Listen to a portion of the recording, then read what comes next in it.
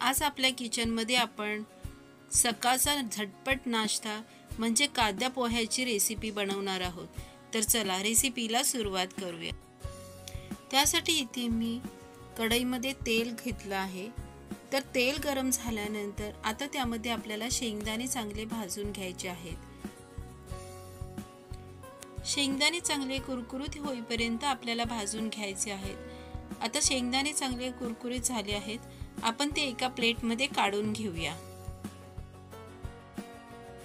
आता त्याच तेलामध्ये आपण इथे फोडणी तयार करूया। त्यासाठी इथे मी कढीपत्त्याची 8 ते 10 पाने घेतली आहेत।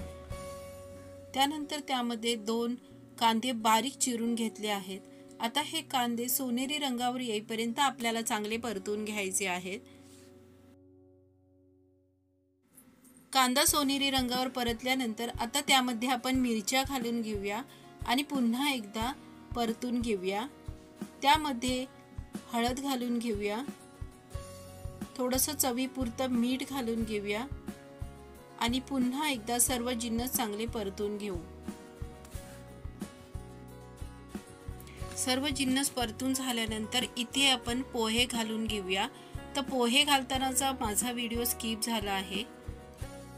तर यासाठी आपल्याला जाड पोहे 2 ते 3 वेळा पाण्यातून स्वच्छ धुवून घ्यायचे आहेत आणि स्वच्छ धुवून झाल्यानंतर ते आपल्याला चाळणीमध्ये ठेवायचे आहेत। त्यामुळे पाणी सर्व निघून जाईल आणि पोहे मोकळे होण्यास मदत होईल। पोहे घातल्यानंतर सर्व जिन्नस आपल्याला चांगले एकजीव करून घ्यायचे आहेत।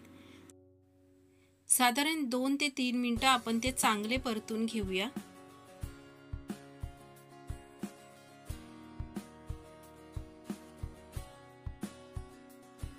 पोहे चांगले परतून घेतल्यानंतर आता त्याला वरून थोडासा लिंबू पिळून घेऊया, थोडीशी फ्रेश कोथिंबीर घालून घेऊया आणि पुन्हा सर्व जिन्नस एकजीव करून घेऊया।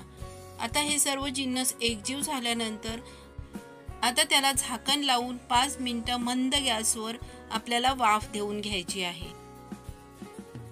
पोह्यांना 5 मिनिटं मंद गॅसवर वाफ दिल्यानंतर आता ते पुन्हा एकदा चांगले परतून घेऊया। आता गॅस बंद करण्यापूर्वी त्यात थोडीशी साखर घालून पुन्हा एकदा चांगलं परतून घेऊया। आपले कांदे पोहे तयार झाले आहेत। तर आता गरमागरम सर्व करूया।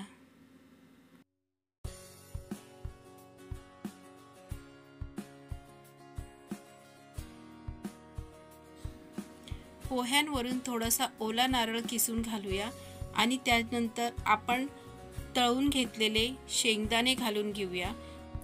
तुम्हाला आवडत असल्यास वरून थोडेसे शेवही घालू शकता।